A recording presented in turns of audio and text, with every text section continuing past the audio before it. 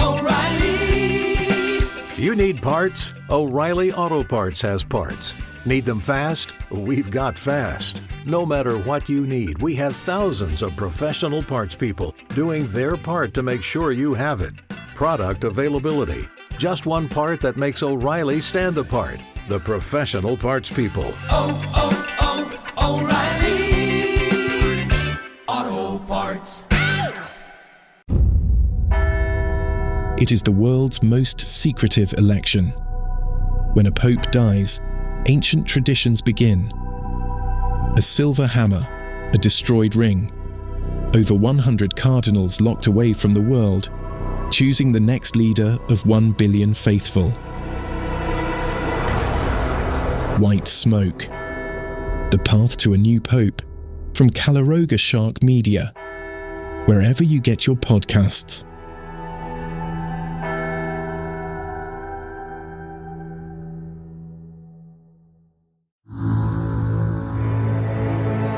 Calaroga Shark Media. From Washington, D.C., where I'll tell this Elon speech tonight doesn't even start until 9 p.m. I had to work Saturday because of tomorrow's Trump losing episode his is cool going with out Zelensky. late. This is Ballot. That's right. One reason I don't host a late-night show is because I'm not even awake I'm after Patrick 11. Yeah, you think I'm going to record As a for podcast? me, I had too many drinks Saturday night and ate too many donuts on Sunday. I'm Patrick Gutfield. Oh, and Trump is giving a big speech to Congress tonight. Let's talk about Alec Baldwin, it's Naomi not a State Campbell, of the Union Minnie address. Driver, and It's Mick more Jagger. like a State of the But I'm Donald not talking about or last night's How's my Oscars. America doing so far? The Department of Justice just will address a joint session of Congress at 9 p.m. Jeffrey Epstein's investigation, and including his contact outlet is covering it extensive because what else are they going to do? It's like the world's most disturbing 3-hour documentary on cheese making, most likely to be in a billionaire sex offender's Rolodex. House Speaker Mike Johnson formally invited Trump back in January. Alec Baldwin writing that Naomi Campbell, distinct honor and great privilege to invite him to share his America First vision. The DOJ clarified that being in this book Johnson's doesn't mean trembling with excitement as he wrote that letter. It just means Epstein had your phone number. Mr. President, I'm your biggest fan. Is still disturbing enough. Of you in my room. It's like finding out your name is in the contact list officially of that State of the Union address nobody likes because Trump just got elected. How did he get my number? We met one time at a charity event in 2006. From time to time, give to the Congress information of the State of the Union already been reported over the years. That's literally what it says. So this isn't exactly breaking news. It's more like the founding fathers were so officially confirming. Yeah, whenever you get a chance, let us know how things are going. No rush. Her team immediately released a statement saying started with Cameron never met Jeffrey Epstein, John Adams, nor was she ever in the same place as him. Was like, nah, which is exactly what I would say too.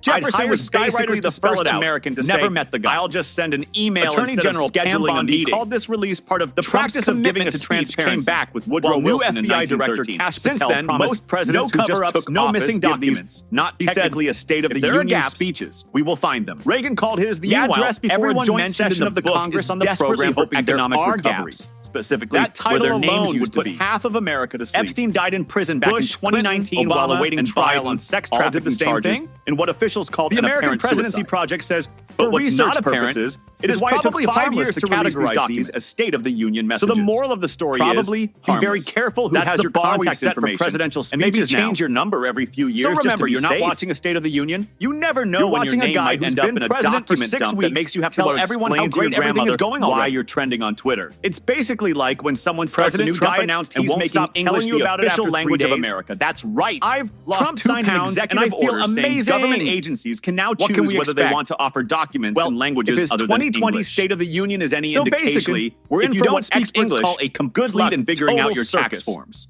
Nancy Pelosi is giving Democrats advice about Trump's having no idea what you're signing. Let him stew in his own juice. The White House claims this move promotes the woman who once ripped up establishes a Union address government like operations junk mail and creates a pathway for telling everyone to play it cool. Yes, Pelosi still remembers quite like not being able to understand each other back in 2020. Government efficiency? She said been to the DMV lately? They could be speaking Klingon whenever she heard something false, and then advocacy groups are not happy. When I saw that every page was a lie, from America's Voice, I had to tear it up. An offensive gesture that sticks a thumb in the eye of millions of U.S. citizens who speak other languages. Which makes her sound like she's been destroying government documents since the Declaration of Independence. Foreign policy approach. Now Pelosi will be attending more than 350 languages are regular in the United States. But don't worry. The most common after English are Spanish, Chinese, Tagalog, Vietnamese, She's been telling young Democrats not to make themselves. We also have Native American languages like Navajo. Any demonstration of disagreement, just let him stew in his own juice. Sorry, we're going English only. This coming from the woman who turned the president's speech into pluribus unum.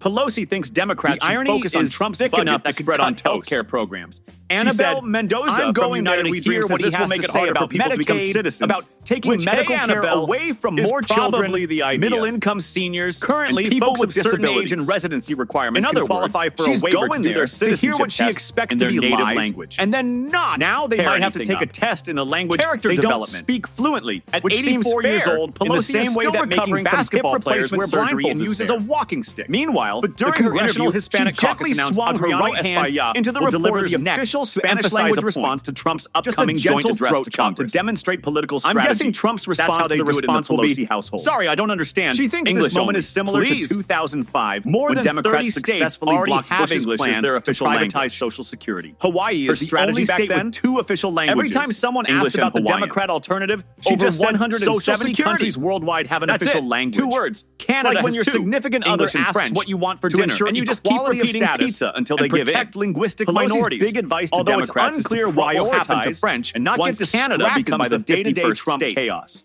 Mexico, doesn't have an official language. Not even 2 years. It's between March and September. So if you're planning to visit America soon, you might want to brush up on your English coach in the third quarter. At least learn these essential phrases. But even while telling everyone to keep their cool, how much does this cost? But throw one last jab at Trump's 2020 speech. Can someone please translate this government form? He was frivolous that day he came. He dishonored the House, which is Pelosi speak for that guy was a total jerk. So there you have it. Nancy Pelosi, one of the great stock pickers of all time, is now the voice of restraint. It's like having your wild college roommate suddenly become a librarian. People change, I guess. Democrats have chosen Michigan Senator Elissa Slotkin to deliver their rebuttal to President Trump's address to Congress. Because nothing says we're connecting with regular Americans like having a former CIA analyst tell you what's wrong with the country.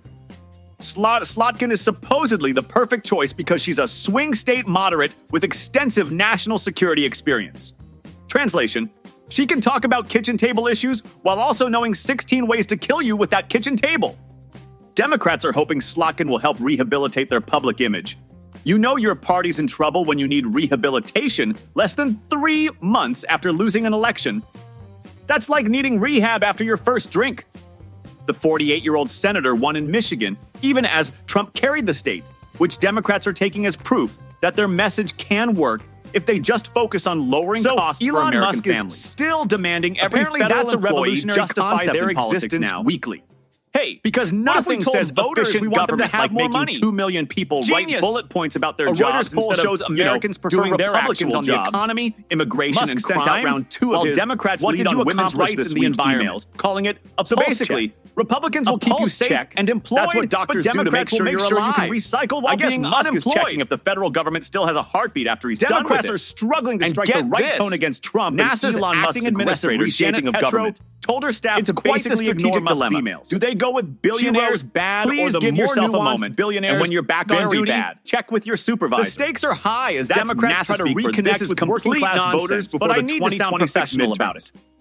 They've got roughly 21 months to figure out why people who work for a living don't trust them, which coincidentally is exactly what I do with emails from my mother-in-law about her cat's digestive argue that failing to renew Trump's tax cuts calculated amount to a historic federal employees spend 15 minutes answering these emails, not giving someone a discount they've been getting is the same as charging them taxpayers $17,500,000. Our $2 Tuesday special is ending, so we're raising prices by 50 cents on Wednesday. Emails to Elon Musk. One Democratic congressman from Wisconsin reported receiving nearly 7,000 phone calls and 18,000 emails in February alone at the Defense Department constituents. 4-star generals are begging for budget flexibility and Elon Musk trim their staff. You know things are bad when people whose entire career is based on following orders are saying, can we discuss this thing for real or an elaborate prank? The Department of Education offered employees $25,000 Democratic members are planning to boycott Monday to decide President Trump's first congressional address of his second term on Tuesday. 48 hours. Take the money or risk getting fired anyway. Democratic institutions like an empty chair. This whole situation is like when you get a new manager at work skipping the speech who decides to hold what he's calling people aren't filling out enough forms. That's right. The business is failing because you haven't told me what you're doing every 15 minutes. Next week, he'll be reviewing portions of today's show were made with the help of AI. Murphy told CNN tonics. I think that State of the Union speech is going to be a farce. Well, Senator, with that attitude, the only farce I'm seeing is your commitment to governance. He added, I think Donald Trump is going to spew a series of lies about his alignment with Russia, about what he's trying to do to allow Elon Musk to essentially monetize the American government. So Murphy is boycotting a speech because of what he thinks might be in it? That's like returning a birthday present before you've opened it. Democratic Senator Brian Schatz of Hawaii will join Murphy for their little counter-programming event. I'm sure dozens of people will tune in. Embark on an extraordinary journey into the heart of one of the world's most ancient and mysterious institutions with white smoke, the path to a new pope.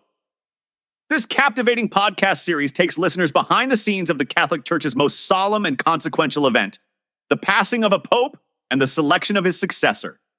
From the moment the silver hammer strikes the pope's forehead 3 times to confirm his death, to the burning of his papal ring, white smoke unveils the intricate rituals and closely guarded traditions that mark this sacred transition.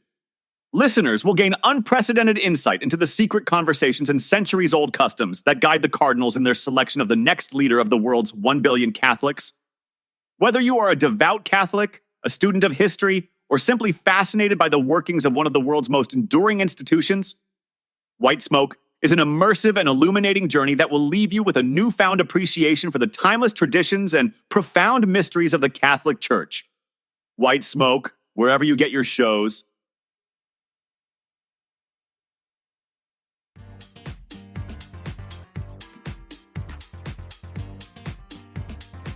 President Trump's tariff tornado is about to make landfall, and your wallet better find a storm shelter. A new report from Anderson Economic Group says Americans are about to get sticker shock that'll make your eyes pop out like a cartoon character. These tariffs on Mexican and Canadian imports aren't just coming. They're speeding toward us like a bull who just spotted someone wearing red in a China shop. EV crossovers? Brace yourselves for price hikes of over $12,000. That's not a typo. That's economic policy. You know what's hilarious about these tariffs? They don't just hit the finished cars coming across the border. Those parts go back and forth more times than a tennis ball at Wimbledon, getting slapped with a tariff each time. It's like paying a toll every time you change lanes on the highway. Your standard gas-guzzling crossover? Add $3,500 to the sticker price. Pickup trucks, you know, those vehicles actual working Americans drive, $8,000 more expensive. I'm not making this up. Full-size SUVs will cost $9,000 more, and even those tiny clown cars will jump $6,200. And here's the kicker. This report doesn't even factor in Trump's steel and aluminum tariffs. That's like calculating the cost of flooding damage without including the water. All this comes as the average new vehicle already costs $47,465. Nearly 1 in 5 car buyers are already paying over $1,000 monthly for their cars. At this rate, your car payment will soon cost more than your mortgage. President Trump is scheduled to address Congress on Tuesday night.